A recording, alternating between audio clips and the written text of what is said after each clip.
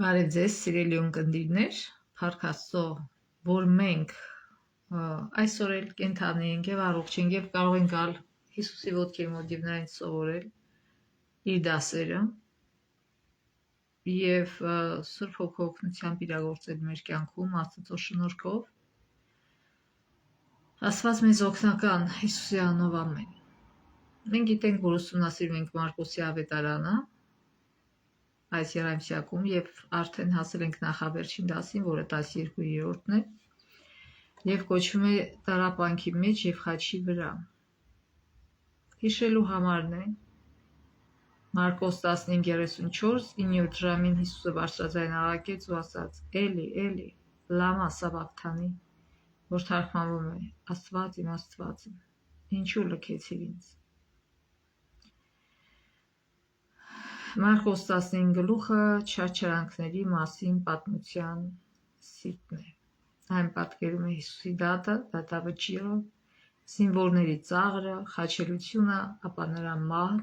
ու թաղումը։ Առաջին մասը, որ պիտի կարդանք, դա Մարկոս 15 գլխի առաջինից 15 համարներն է, բայց նաև կարդանք մյուս ավետարաններից էլ, որ ավելի շատ պարզենք մեր համար։ Վաղ առավոտյան քահանայապետները ծերի դպիրների ու ամբողջ ատյանի հետ խորհրդակցելով Հիսուսին կապեցին ու տարան հանձնեցին Պիղատոսին։ Պիղատոսը նրան հարցրեց. «Դու ես հրեաների թագավորը»։ Հիսուսը պատասխանեց ու ասաց նրան. «Դու ես ասում»։ Եվ քահանայապետները նրա դեմ շատ ամբաստանություններ էին անում։ Պիղատոսը նրան դարձյալ հարցրեց ու ասաց. «Ոչ մի պատասխան չես տալիս, տես ինչքան են քեզ ամբաստանում»։ Բայց Հիսուսը դարձյալ ոչինչ չպատասխանեց, այնպես որ Պիղատոսը զարմացավ։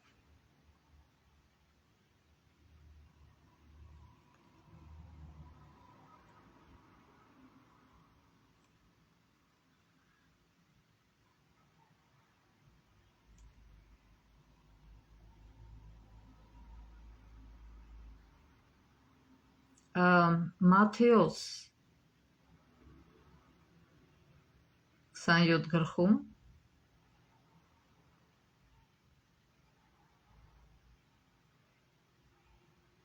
համարյա նույն ձևով է նկարագրում դա, շատ մանրամասնություններ չկա։ Ղուկասի մեջ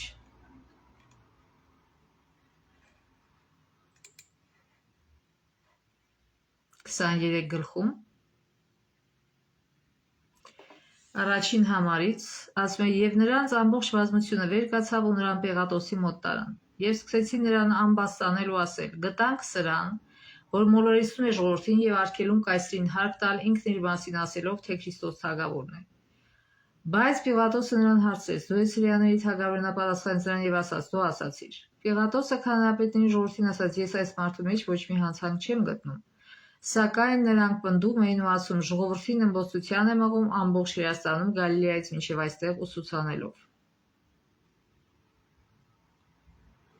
Եվ Հովհաննեսի մեջ կարդանք.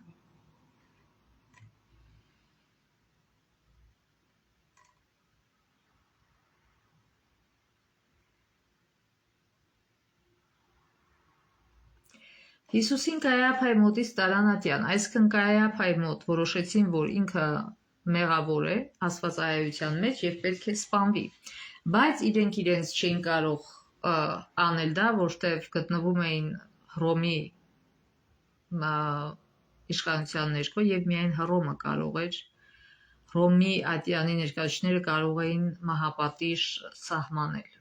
Դրա համար նրանք վերցնում են եւ Հիսուսին բերում են Պիղատոսի մոտ, որը ներկայացուցիչն էր Հռոմի իշխանության։ Վաղ առավոտ էր։ Նրանք ատյան չմտան, որպեսզի չփխծվեն, այլ որպեսզի զատիկն ուտեն։ Պիղատոսը դուրս եկավ նրանց մոտ եւ ասաց. «Այդ մարդու դեմ ինչ մեղադրանք եք առաջադրում»։ Նրան պատասխանեցին. «Եթե նա չեն ասում»։ Ասում են, եթե նա չարագործ չի լիներ, ապա նրան քեզ չէինք մատնի։ Այդժամ Պիղատոսը նրանց ասաց. «Նրան դուք վերցրեք ու ձեր օրենքի համաձայն դատեք»։ Հրեաները նրան ասացին. «Մեզ չի թույլատրվում որևէ մեկին մահապատժի ենթարկել, այսինքն ըստ մեզ ինքը արժանի է մահապատժի, բայց մեզ չի թույլատրում դրան էլ բերել են քեզ մոտ։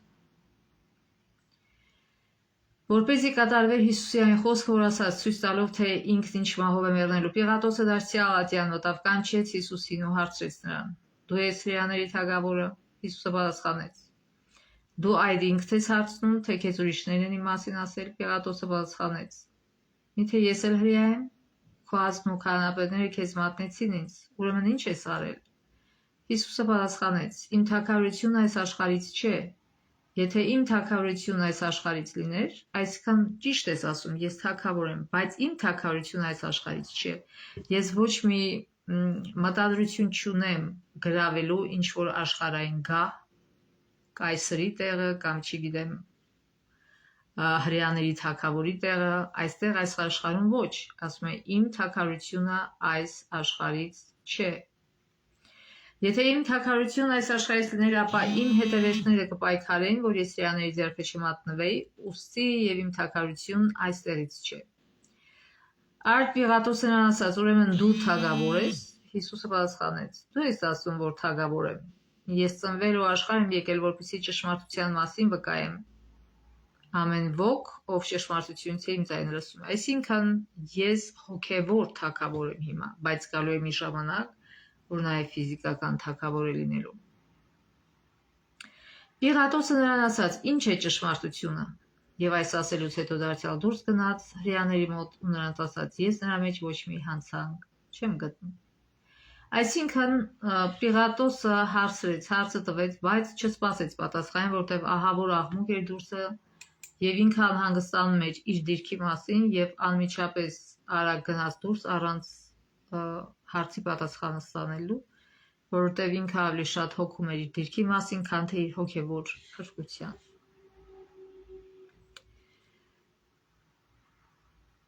Եվ ուրեմն ինքը Պիղատոսը իր բերանով ասեց, որ ես ոչ մի մեղք չեմ գտնում այս մարդու վրա։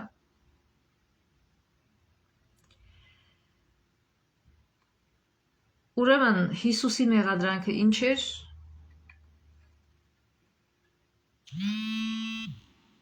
Օծյալ Մեսիա լինելու հանգամանքը։ Եվ քանի որ հին թագավորներին հրեական օծում էին, եւ դրա համար կարծես թե միացել էր այս երկու հասկացողությունը, որտեղ Մեսիա թարգմանվում է օծյալ, եւ ասում էին, որ ինքը իրան հայտարարում է, որ ինքը հրեաների թագավորն է։ Եվ երբ որ Հիսուսը պատասխանեց Պիղատոսին, որ այո, ես թագավոր եմ, բայց ոչ այս աշխարհի համար, Պիղատոսը բավարարված էր։ Այսինքն Հիսուսը ոչ մի վտանգ չէր ներկայացնում ոչ հրեաների իշխանության, ոչ էլ Հռոմի իշխանության համար։ Եվ ինքը դատավորը եւ դուրս եկավ եւ ասեց. ես ոչ մի մեղք չեմ գտնում։ Բայց հեգնանքը նրանն է, որ Հիսուսը եւ օծյալ է, եւ հրեաների թագավորը, բայց նորից հոգևոր թագավոր, այլ ոչ թե ֆիզիկական։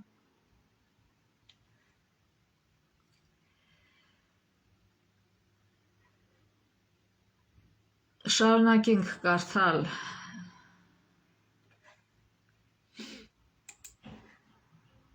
15:6 ամեն զավթի տոնին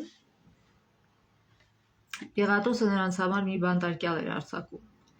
ում համար որ նրանք խնդրում էին։ Այսինքն այսպիսի սովորությունով Պիղատոսը կարծես թե իր ուսերից վերցնում էր պատասխանատվությունը որոշման համար։ Ինչ բան է դա։ Այսինքն դու դատավոր ես, դու ինքդ որոշում պիտի կայացնես, բայց ասում ես սովորություն էր ստեղծել, որպեսզի հաճոյանար այս ժողովրդին, հրեաներին, եւ ասում այդպիսի սովորություն էր ստեղծել, որ ինքն էր հարցնում, թե որ բանտարկյալին ազատ արձակի։ Այսինքն որոշումը կատարում էր ոչ թե օրենքի հիման վրա, ոչ թե արդարության հիման վրա, այլ թե ում կտրի ժողովուրդը։ Այսինքն հենց սկզբից, հիմքից այս սովորությունը սխալ եւ անօրինական սովորություն էր, Բարաբանով մեկը կար, բանտարկված այն խռովարների հետ, որոնք խռովության ժամանակ մարդ էին սպանում։ Մարդասպան։ Ամբողջ ծեծ բարձրաձայն աղակել ու պահանջել, որ Պիղատոսն անի այն, ինչ միշտ անում էր իրենց համար։ Այսինքն ամբողջը սկսեց պահանջել, որ դու այդ սովորությունը ունես, սո մեզ տուր այդ հնարությունը ընտրելու։ Պիղատոսը նրանց հարցրեց. ուզում եք հրեաների թագավորին արձակել ձեզ համար, որտեղ նա գիտեր, որ քահանապետների նախանձից էին հանձնել նրան։ Բայց քահանապետներն ամբողջին գրգռեցին, որ պահանջեն Բարաբային իրենց համար արձակի։ Այս նույն ամբողջը, որ մի քանի օր առաջ, երբ որ Հիսուսը էշի վրա նստած մտավ Երուսաղեմ եւ փառավորում էին Աստծուն, փառաբանում են Հիսուսին, կարծում են հեսա թագավոր է նստելու եւ իրենց ազատելու է Հռոմի գերությունից եւ իրենք հարուստ եւ իշխող ազգ են դառնալու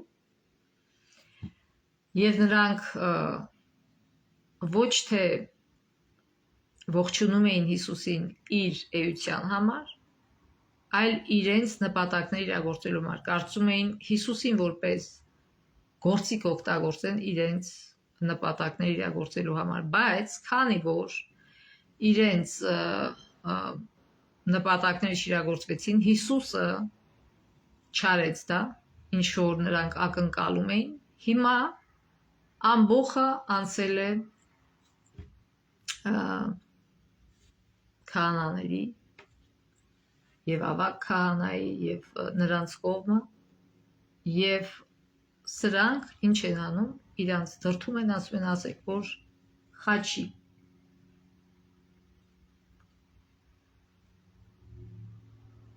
Պիղատոսը դարձյալ հարցրեց նրանց ու ասաց, ապա ինչ եք ուզում, որ անեմ նրան, ում հրեաները թագավորին ասում։ Նրանք դարձյալ աղակեցին, խաչիր նրան։ Այս նույն մարդիկ, ովքեր գոռում էին Օսաննա։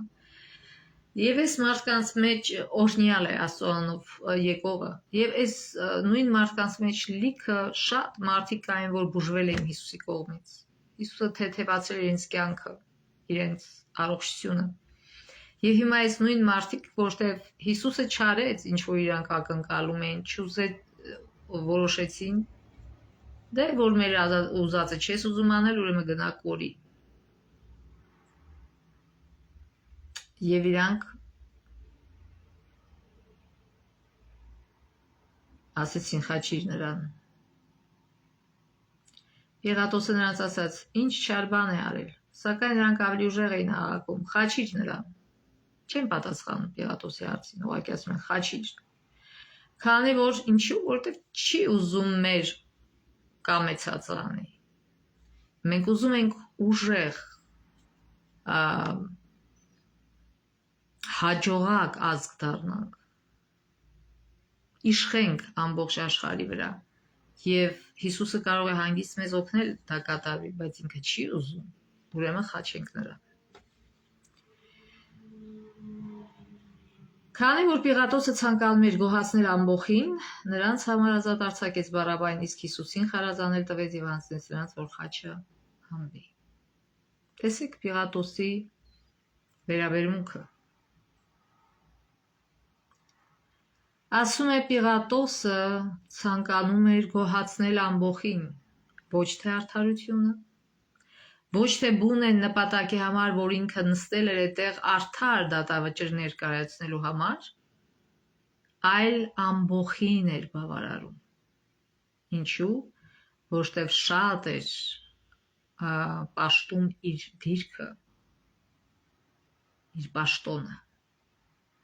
Կարծում էր, որ եթե նա ինքը արդար դատավճիռ կայացնի եւ Հիսուսին բաց թողնի, ապա այս ամբողջը կգազազի եւ վատ հաշվետվություն կգնա վերևները եւ ինքը կկորցնի իր դիրքը։ Սա իր մտածելակերպով էր։ Քիչ հետո կտեսնենք, արդյոք նրա մտածելակերպը ճիշտ էր, թե ոչ։ Եվ ինքը դատավոր լինելով, իմանալով, խոստովանելով, որ Հիսուսը արդար է, այնուամենայնիվ լսեց այս ամբողջին Եվ մի ուրիշ ավետարանում ասում է, որ իր ձեռքերը լվաց, բայց մինչև այս որոշումը կատարելը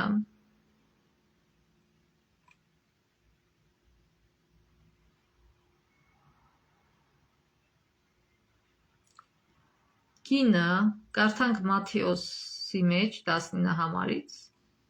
Մատթեոս 27,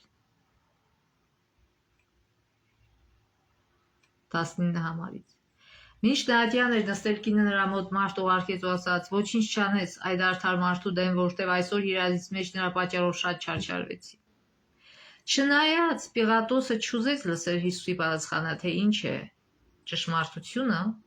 բաց թողեց։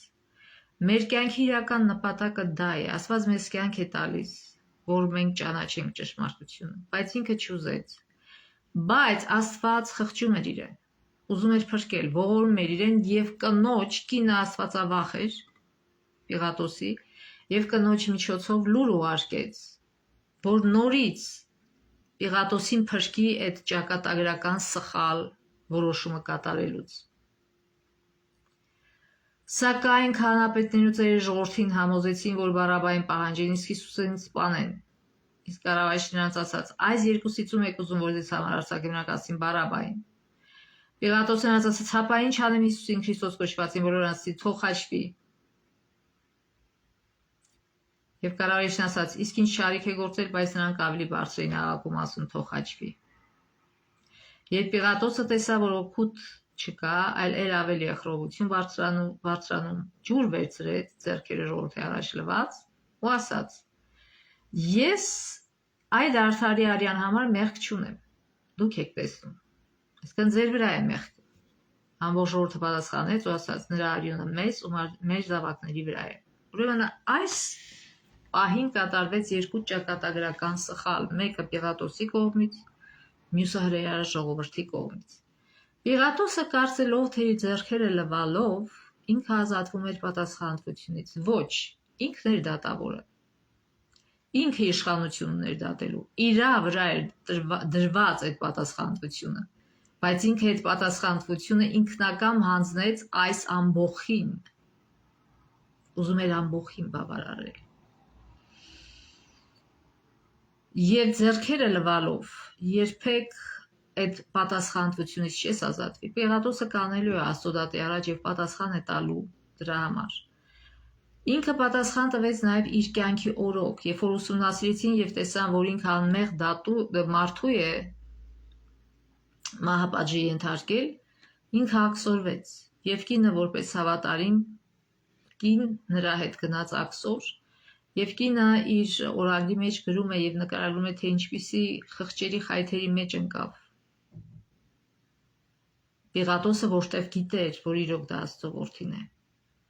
Եվ չդիմանալով այդ խղճի խայթերին երկար ժամանակ ցնորված էր արդեն, գժվել էր այդ խղճի խայթերից, խելագարվել էր եւ վերջապես ինքնասպանություն գործեց։ Եվ արդյոք նրա մտածելակերպը, նրա հաշվարկը ճիշտ էր։ Ոչ։ Ինչից նա վախենում էր, դա էլ եկավ իր գլխին։ Հիմա շատ մարդիկ վախենում են, վայ, որ Աստծուն ընդունեմ, մեզ կլինի, վայ, որ Աստծուն ընդունեմ, մենք կլինի։ Եվ վախից դրդված, որ իրանց ժամանակավոր բարեկեցությունը կկորցնեն, նրանք Հիսուսին ծախում են Հուդայի պես, ծախում են իրենց ժամանակավոր դիրքի, բարեկեցության եւ այլնի համար, կամ սուտ փառքի համար։ Բայց նույն ճակատագրական սխալ են անում, ինչ որ Պիղատոսը։ Եվ հրեա ժողովուրդն էլ ճակատագրական սխալ արեց, ասեց. «Նրա արյունը մեզ ու մեր զավակների վրա է»։ 40 տարի հետո նրանք ստացան իրենց պատասխանը։ 40 տարի հետո իրոք այդ մեղքը թափեց իրենց եւ իրենց զավակների վրա, երբ որ 70 թվականին նրանք դաժան ձևով սպանվեցին եւ Երուսաղեմը քանդվեց։ Շատ զգուշ լինենք։ Ճշմարտությունը հաղթում է։ Մի տարի հետո լինի, 10 տարի, 20 տարի, 40 տարի հետո հաղթում է ճշմարտությունը։ Շուտ չի հաղթում։ Բավականին ժամանակ է տևում։ Նրանք, ովքեր ուզում են արագ հաղթանակ, նրանք կպարտվեն։ Եվ Աստված մի արասե, որ մենք վարվենք հրեա ժողովրդի պես և Պիղատոսի պես, որ կարծում էր ինքը, որ Հիսուսի ճակատագիրն է որոշվում, բայց իրականում իր ճակատագիրն էր որոշվում, իրականում հրեա ազգի ճակատագիրն էր որոշվում, այլ ոչ թե Հիսուսի։ Եվ 26 համար ասում այդ ժամանակ նրանց համար բառաբան արձակեց, իսկ Հիսուսին ձաղկելուց հետո հանձնեց, որ խաչվի։ Շարունակենք կարդալ Մարկոսի ավետարանը։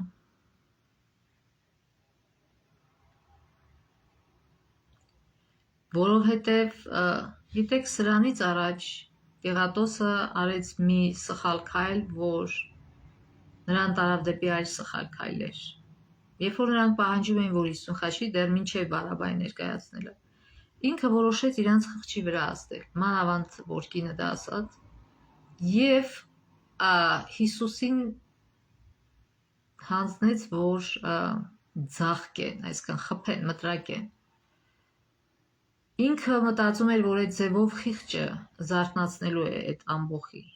եւ քահանապետների, բայց ինքը սխալվում էր։ Ինքը արեց անօրինական քայլ։ Մտրակվելու միայն կարող էր մտրակվել այն մարդը, ով որ արդեն որոշումը կայացած էր, որ ինքը մեղավոր է այդ հանցագործության մեջ, բայց ինքը դեռ որոշումը չկայացրած։ Արդյոք Հիսուսը մեղավոր է թե ոչ, նրան հանձնեց մտրակման, փորձելով իր անողնաշար, որտեղ ինքը ողնաշար չուներ ճշմարտության համար կանելու, ուրիշ ձևով լուծել, նորից անարդար եւ անօրինական ձևով։ Եվ այդ առաջին սխալ քայլը անելուց հետո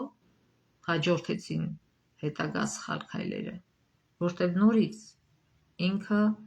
անսկզբունքային մարդ էր։ Ուզում էր փոխարենը իր իշխանությունը դատավորի իրականացներ եւ ճիշտ որոշում կայացներ, ինքը ուզում էր մի ձևով շրջանցել եւ որ համ իր համար լավ լինի, համ էլ Հիսուսի համար, բայց այդպես չի լինում։ Արդարությունը կոմպրոմիսի չի գնում եւ ինքը իր արածի պտուղները քաղեց վերջի վերջո։ Ուրեմն նորից, քանի որ ինքը համաձայնում է իրենց հետ, ասում է լավ, տարեք, խաչեք։ Եվ այդպիսով մահապատժի համար որոշված մարդիկ սկզբում ըստ իրենց օրենքի մտրակվում էին, հետո նոր տանում էին, խաչից էին կախում։ Զինվորները Հիսուսին տարան ներսի գավիթը, որտեղ դատարան էր, եւ կանչեցին ամբողջ գնդին, նրան ծիրանի հագցրին ու գլխին շերից հյուսված պսակ դրեցին։ Պատկերացրեք, որ փուշը մտնի ձեր ճակատի մեջ, ամբողջ արյունալվա պիտի լիներ երեսը։ Ապա ասեցին նրան ողջույն տալ, ողջույն հրեաների թագավոր։ Եղեգով հարվածում էին նրա գլխին, թքում էին նրա վրա եւ ծնկի գալով երկրպագում էին նրան։ Այսինքն այս ժամանակը, որով բայը դրված է, հարվածում էին, թքում էին, այս էին անում, են էին անում։ Սա շարունակական է, այսինքն ոչ թե մի անգամ հարվածեցին, այլ որոշ ժամանակ անդադար նրանք անում էին այս գործողությունը։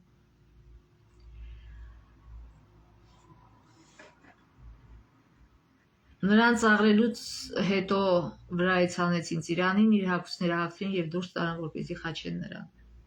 Աստվածաշունչը ասում է, որ երբ որ Հիսուսը երկրորդ անգամ գա, բացի արդարներից, ովքեր հարություն են առնելու նաեւ բոլոր այս մարդիկ, ովքեր մասնակցել են Հիսուսի խաչելության մեջ, ովքեր մեղավոր են այս անարդար որոշման եւ այդ որոշման անարդար իրականացման մեջ։ Հարություն են առնելու Պիղատոսը, հարություն են առնելու քահանապետները, Հուդան, այս զինվորները,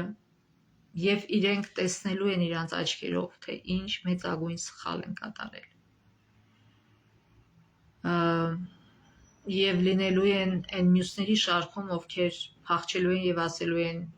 ժայռեր ընկեք մեր վրա, որպեսզի մենք չտեսնենք արդար դատավորի, արդար գառնուկի ցասումը, ուզում են մի ձևով շրջանցել այդ ցասումը, բայց հնարավոր չի շրջանցել։ Այսինքն այս մարդիկ, ովքեր մասնակցել են այս բոլորին, նրանք երկու անգամ են մահ ճաշակելու, ժամանակավոր մահ, որտեղ Հիսուսի երրորդ գալուստի ժամանակ նորից մեռնելու են, եւ արդեն երրորդ գալուստի ժամանակ, երբ որ բոլոր մնացած անարդարների թարություն են առնելու իրենց վերջնական պատիժը, վերջնական մահը ստանալու համար եւ լիովին ոչնչանալու։ Ցավոք ուշ են հասկանալու, որ իրենք ինչ սխալ են իրագործել։ Մարդիկ կասեն, բոլորն էին տենց համ, իրանք էլ արեցին, հնարավոր չէր եւ այլն եւ այլն։ Բայց մի հռոմեացին զինվոր, այդ հարյուրապետը ինքը դարձի եկավ։ Երբ որ Հիսուսը մահացավ խաչի վրա, ինքը ասեց, այո, սա իրոք Աստծո որդին էր։ Տեսեք, այսինքն կապ ունի, թե դուք ինչ ռեակցիա եք տալի որոշ իրադարձությունների։ Մարդիկ կան, որ հասկանում են, որ իրոք Հիսուսը, հասկացան, որ իրոք Հիսուսն էր Մեսիան, դարձի եկան եւ աշխարհեցին, մարդիկ կան ավելի կատաղեցին եւ մասնակցեցին այդ ամեն վատարարքների մեջ։ Եվ նաեւ Հիսուսի մի կողքում խաչվածն էլ դարձի եկավ, Սիմոն Կյուրենացին էլ դարձի եկավ, այսինքն եթե այդ մարդիկ հասկացան եւ դարձի եկան, որ նույնիսկ Աստվածաշունչը չգիտեին, ուրեմն այս մյուսները ընդհանրապես արդարացման պատճառ չունեն։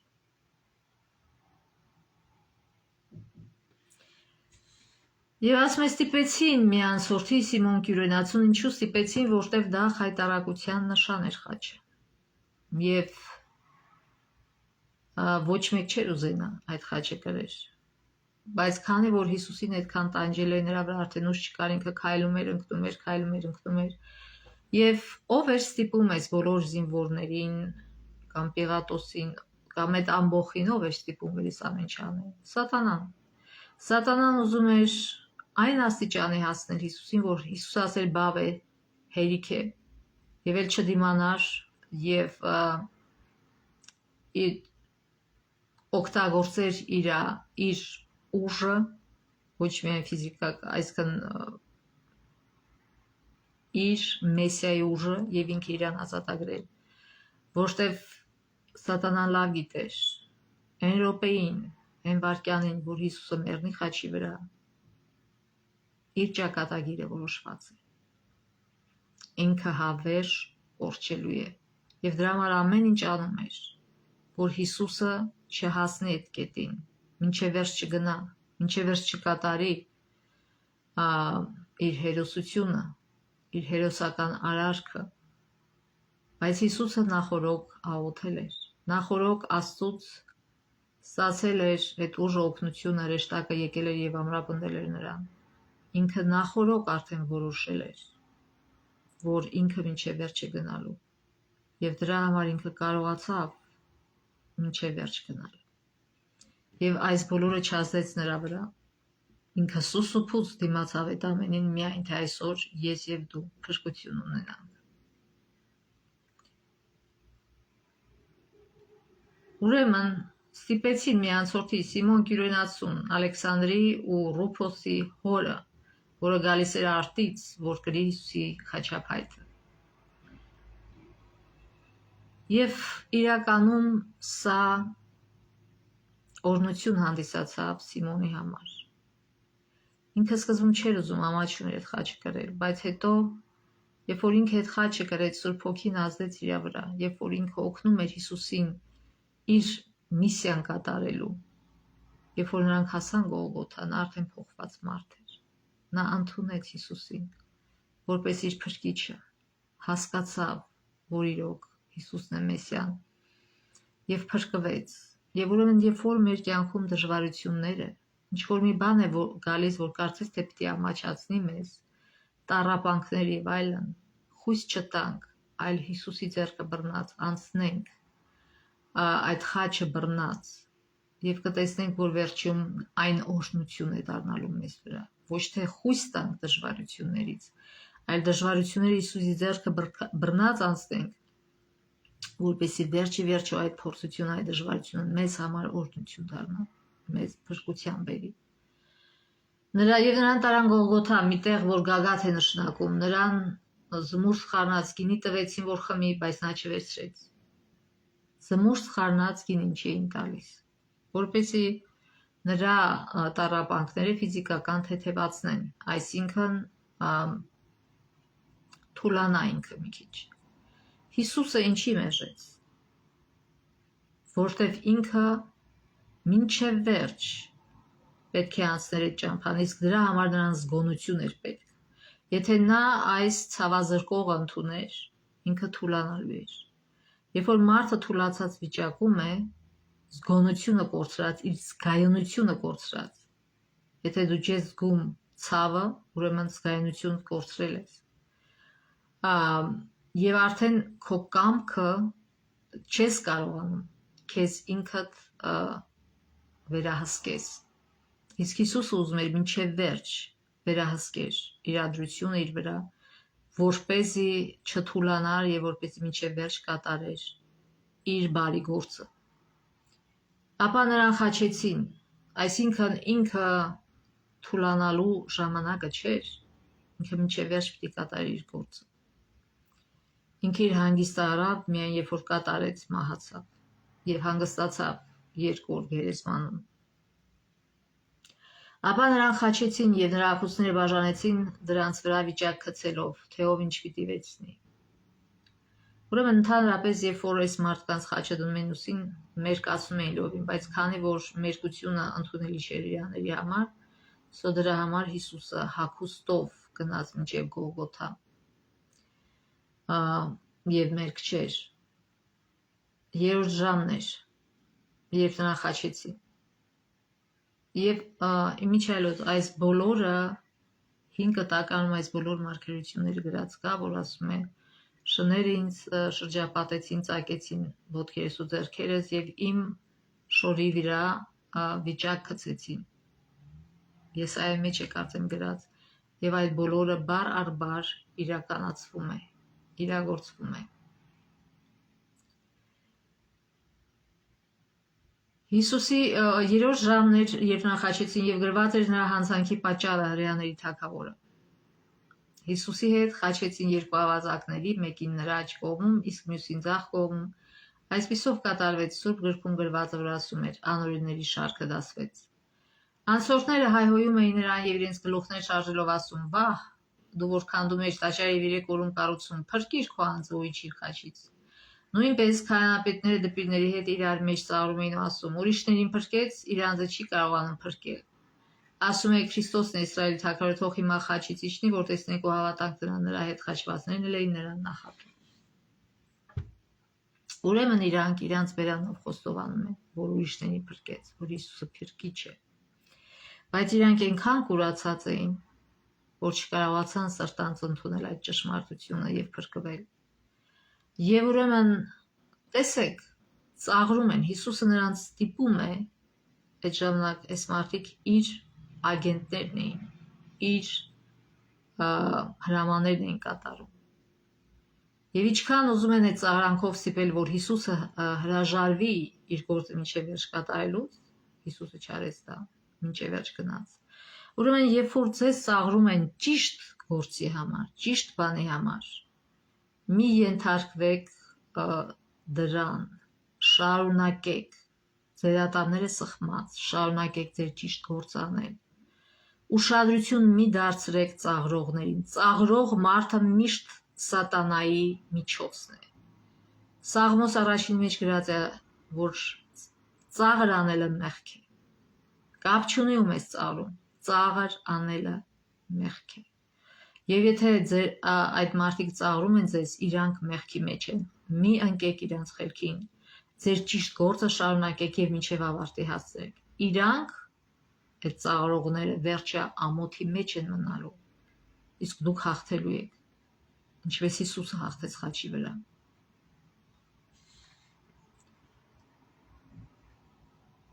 Ճիշտ է, այստեղ գրած է, որ նրա այդ խաչվածները նրան նախատում, բայց այդպես չէ, մեկը նախատում էր, իսկ մյուս ասեց, չես ամաչում, ասում եմ, եկեք կարդանք այդ մասը, կարծեմ, թե Ղուկասի մեջ է։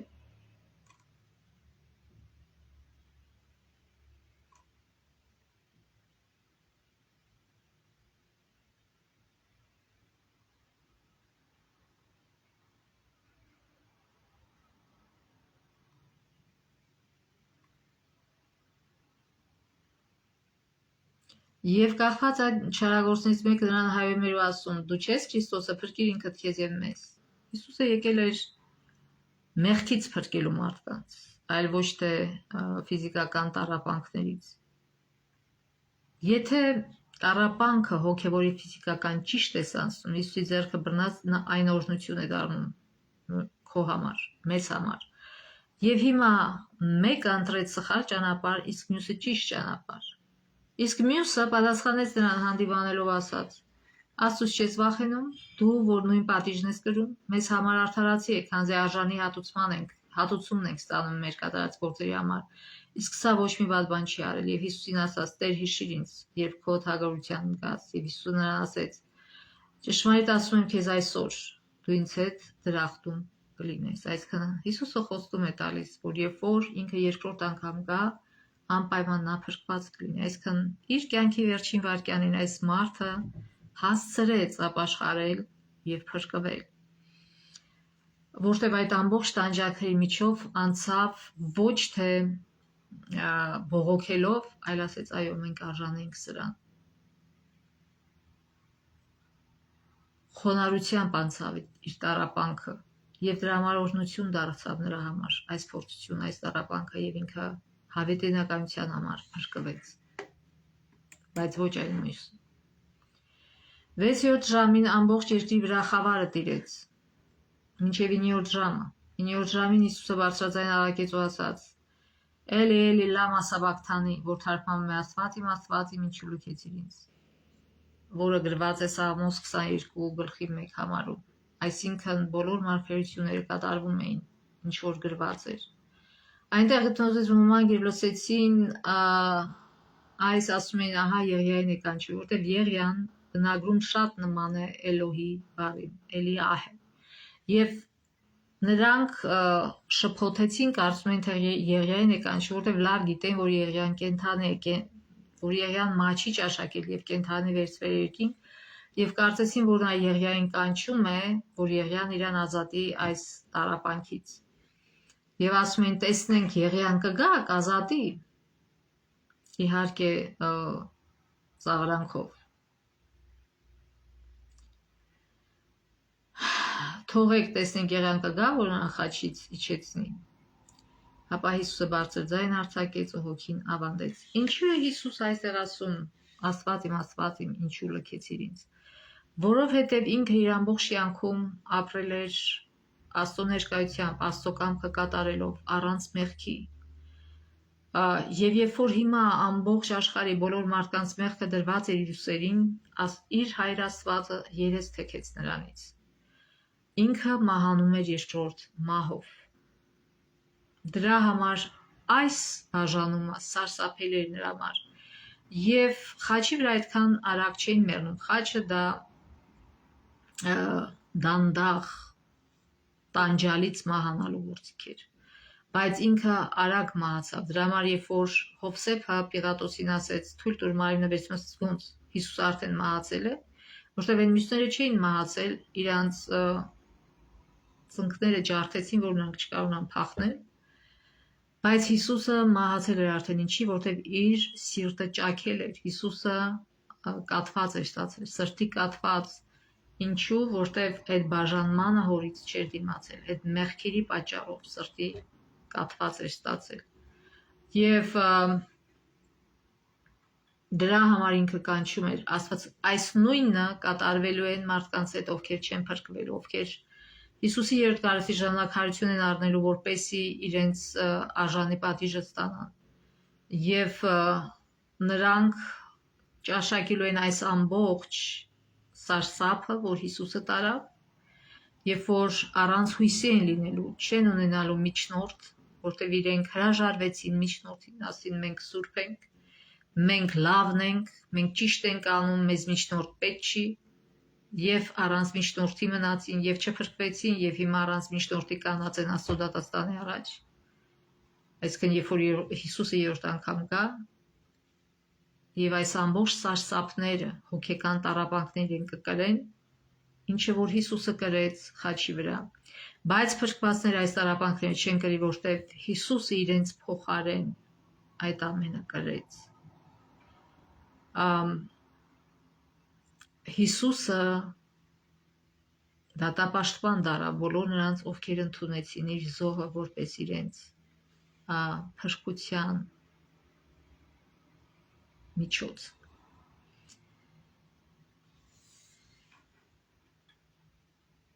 Աստված տա, որ մենք լինենք նրանց մեջ, ովքեր ինչպես հայտնությունն է ասում, Երանի նրանց, որ չեն մասնակցելու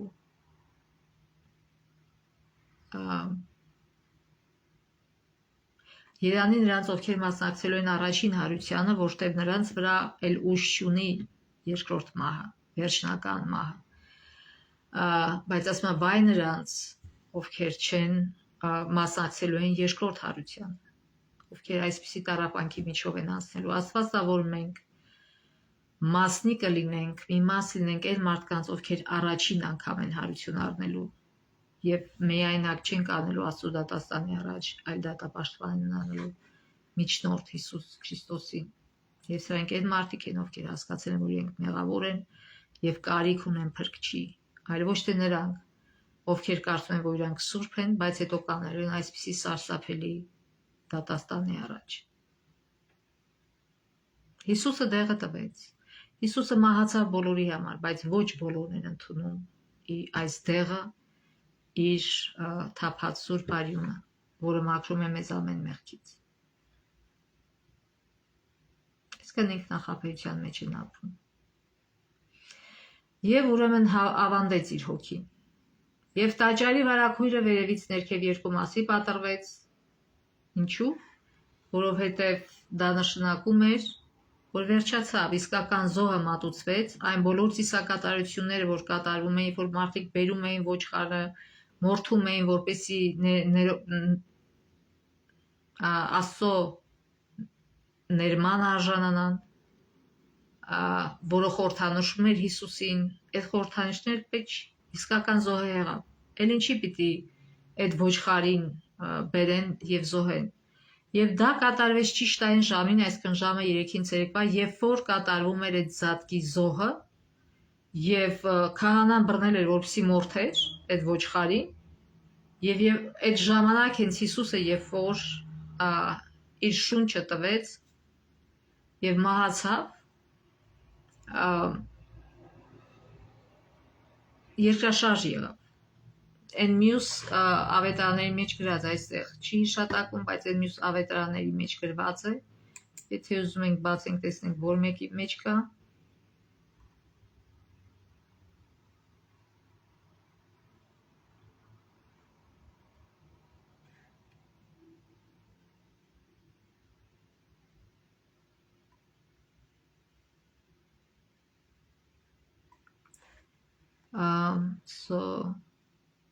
Սա Հովհաննեսներ, Մատթեոս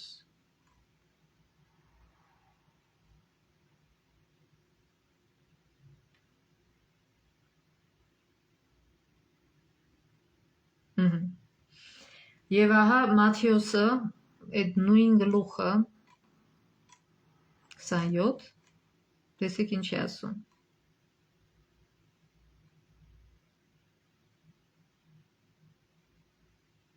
Եվ ահա տաճարի վարագույրը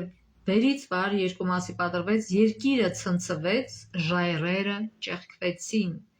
Գերեզմանները բացվեցին և նջիցյալ բազում սրբերի մարմիններ հարություն առան, ու գերեզմաններից դուրս ելնելով Հիսուսի հարությունից հետո մտան Սուրբ քաղաքը և շատերին հայտնվեցին։ Այսինքն հենց այդ ժամանակ, երբ որ ինքը պիտի այդ ոչխարին մորթեր, երկրաշարժ տեղի ունեցավ, ցնցվեց երկիրը, հողը, եւ այս ոչխարը դանակ ընկավ նրա ձեռքից եւ այս ոչխարը փախավ։ Այսինքն զոհը տեղի ունեցավ, բայց ճշմարիտ զոհը տեղի ունեցավ եւ արդեն պետք չէր այդ սրբության սրբոցը, որտեղ ոչխարի արյունն էին թաթախում այդ վարակույրի վրա եւ այդտեղ միշտ միայն քահանապետը իրավունք ուներ տարին մեկ մտնել այդտեղ, իսկ հիմա ոչ մեկ չէր մտել, բացի քահանապետից տարին մեկ, իսկ հիմա այդ վարակույրը վերևից ներքև ճղվեց եւ բոլորը տեսան ներսը, բոլորը տեսան տապանակը եւ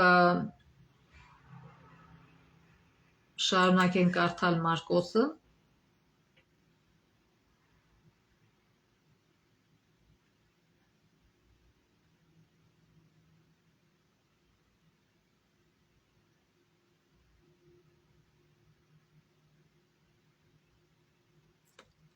Հայրապետը, որ կանգնած էր այնտեղ նրա դիմաց տեսնելով, թե ինչպես Հիսուսն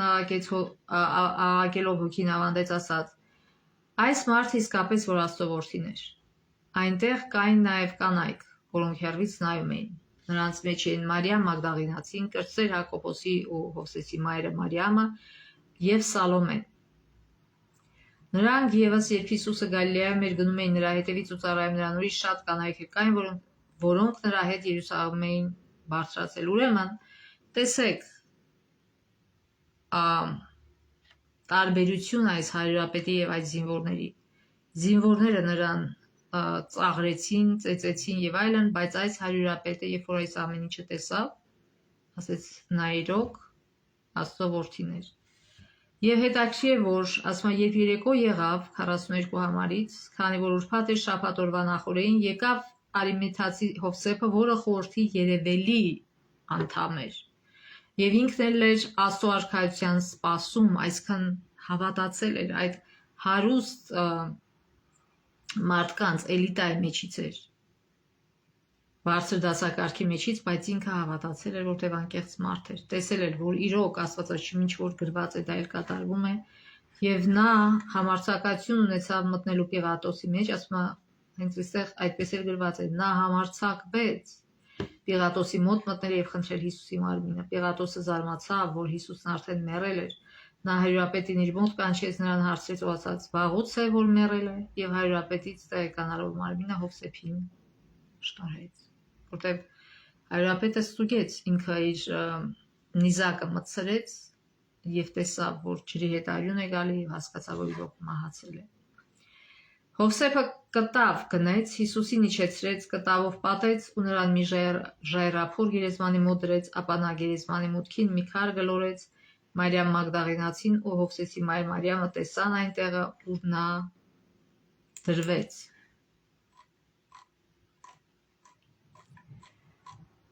Ուրեմն, ինչու է հիշատակում այս կանանց անունը, որովհետև այս կանայք էին, որ կիրակի օրը առավոտյան գնացին, որպեսզի օծեն Հիսուսի մարմինը, բայց Հիսուսին հարություն առած գտան։ Մյուս շաբաթ վերջին դասն է Մարկոսի ավետարանի, որի ժամանակ խոսենք Հիսուսի հարության, օրհնյալ հարության մասին, որովհետև միայն Հիսուսի մահով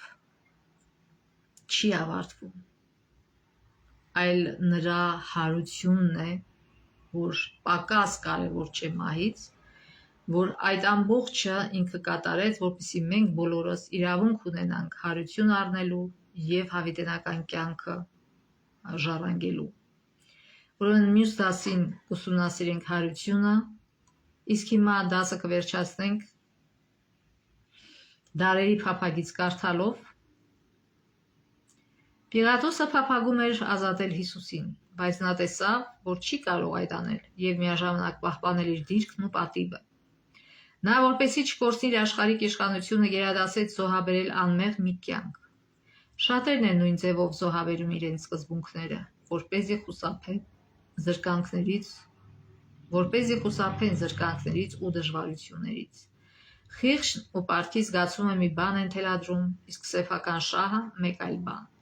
Հոսանքն ուշքնորեն տանում է սխալ ուղղությամբ, եւ նա, ով համաձայնվում է չարի հետ,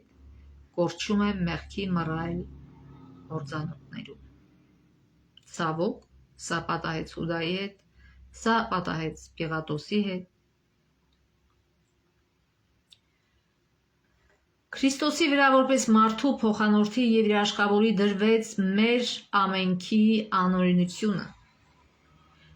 Մեր ամենքիս անօրինությունը նա օրինազանց համարվեց, որպեսզի ազատի մեզ օրենքի պատժից, ոչ թե օրենքից, այլ օրենքի պատժից։ Ինչպես որ Աստվածաշունչում կոչվում է օրենքի անեծքից, դրանք նույն բանն է, անեծքն ու պատիժը։ Ադամի հետևորդներից ամեն մեկի մեղքը ճնշում էր նրա սիրտը։ Մեղքի հանդեպ Աստծո բարկությունը, նրա սարսափելի դժգոհություն, անօրինության պատճառով ահով էին լցնում նրա որդու հոգին։ Իր ողջ կյանքի ընթացքում Քրիստոսը ընկած աշխարհին հռչակել էր հոր գթասրտության ու ներողամիտ սիրո բարի լուրը, նա միշտ խորհել էր մեղավորների փրկության մասին, բայց հիմա մեղքի սարսափելի բեռն իր ուսերին նա չէր կարողանում տեսնել հոր դեմքը։ Գերագույն չարչարանքի այս պահին Աստված երես թեքեց փրկչից, եւ դա այնպիսի խոր վիշտ պատճառեց նրան, որ մարդը երբեք չի կարող լիովին հասկանալ։ Այնքան մեծ էր այս տառապանքը, որ նա գրեթե ֆիզիկական ցավ չէր զգում։ Գիտեք, հոգևոր ցավը շատ ավելի ուժեղ է, քան թե ֆիզիկականը։ Ֆիզիկական ցավը, երբ որ հանգստանում է, շատ ավելի արագ կարելի հանգստացնել։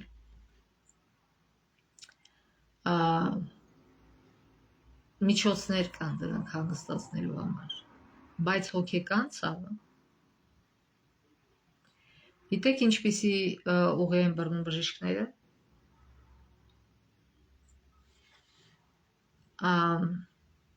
այսպիսի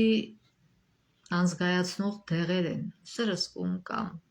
հավի տեսքով տալիս, որ մարդիկ խմեն եւ չզգան ցավը։ Բայց հոգեկան ցավը նորից հաբեր են տալի, որ այս մարդը անզգայանա, դադարի մտածելուց, բայց միթե դա լուծում է, ոչ։ Այդ դեղի ազդեցությունը, որ անցնում է, այս մարդը ավելի ահավոր հոգեվիճակում է գտնվում, քան թե դրանից առաջ։ Հոգևորի միակ բժիշկը եւ իհարկե ֆիզիկականն էլ Աստված է։ Եվ նա դվել է այսօր դեղը։ Մեր հոգեկան տանջանքը ամեն ինչ է գալիս է մի պատճառից՝ մեղք։ Մեղքն է, որ մեզ գցում է հոգեկան եւ ֆիզիկական տանջանքների մեջ։ Եվ մեղքի դեմ մենք միակ դեղ ունենք։ Դա Հիսուսի արյունն է, նրա տված զոհաբերությունը։ Եթե մենք ասում ենք, որ մենք սուրբ ենք, նշանակում է մենք կարիք չունենք փրկչի, եւ նշանակում է Հիսուսի զոհը մեր համար զրո է, եւ մենք մեր մեղքերի համար ինքներս ենք պատասխան տալու։ Միայնակ կանգնել ենք Աստծո դատաստանի առաջ։ Աստված տա, որ շատերիս աչքերը բացվի, եւ մենք այդ սխալը ճակատագրական չանենք, ինչը որ արեցին Հուդան, Պիղատոսը, քահանայապետները, հրեա ազգը եւ շատ ու շատ այլ մարդիկ։ Երբ որ Սուրբ Հոգին ուզում է փափկացնել մեր սիրտը, թող մենք այս հարյուրապետի, հռոմեացի հարյուրապետի պես,